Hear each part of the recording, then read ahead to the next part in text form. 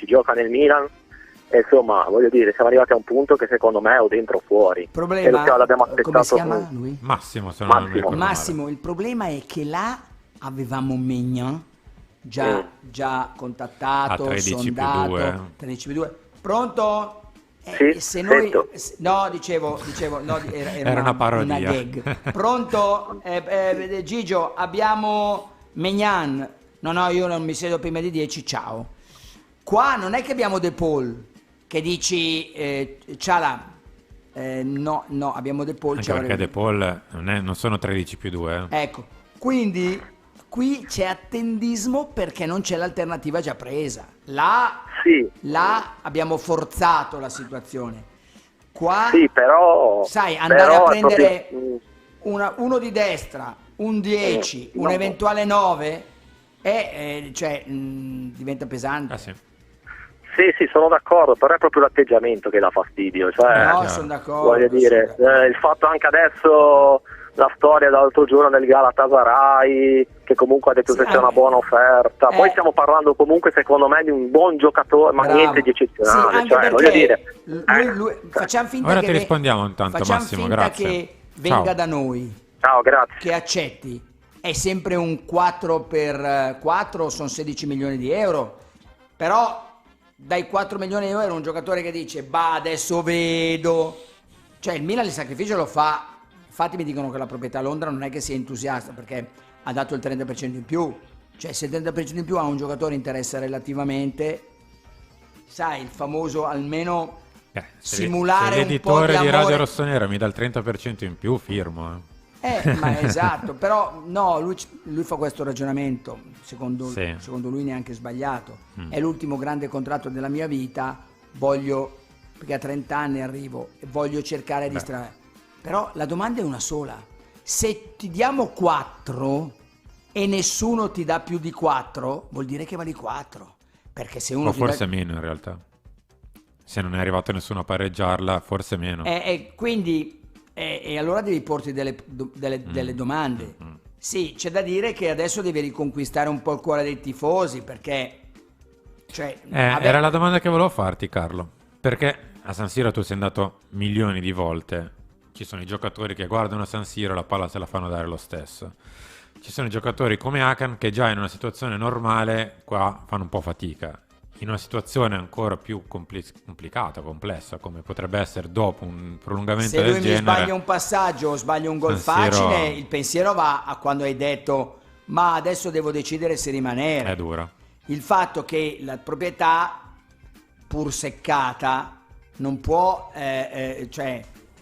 deve anche essere un po' pragmatica ed essere un pochettino attendista proprio per quello. Non è che non si può fare sempre i belli fenomeni, e con Donnarumma abbiamo fatto i decisi forti, però con Hakan bisogna pensarci un po', ma proprio per questioni pratiche. Assolutamente. E sai, con le poesie.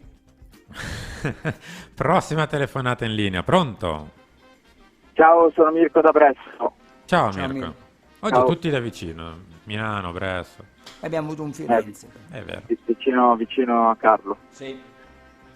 Volevo sapere da Carlo, visto che è un grande appassionato di calcio francese, soprattutto di Ligue 2, come valuti Adeli, un possibile Io suo... l'ho visto 2 volte, l'ho visto proprio, non è che mi hanno detto, ho visto Y Scout che vedi l'ho visto nel barrage di Nantes-Toulouse, tutte e 2 le partite ha fatto il titolare.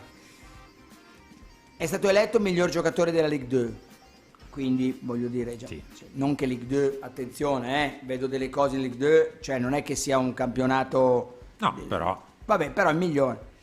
A me mi dicono talento, io ho visto quelle 2 partite.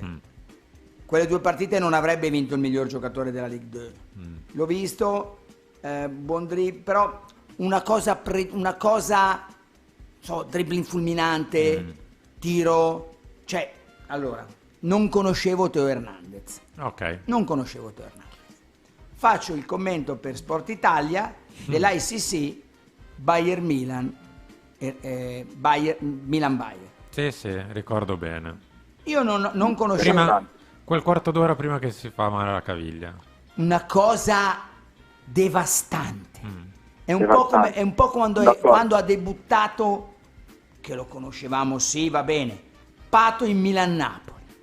Cioè, una cosa, dici, Dio mio, ma che giocatore è questo qua?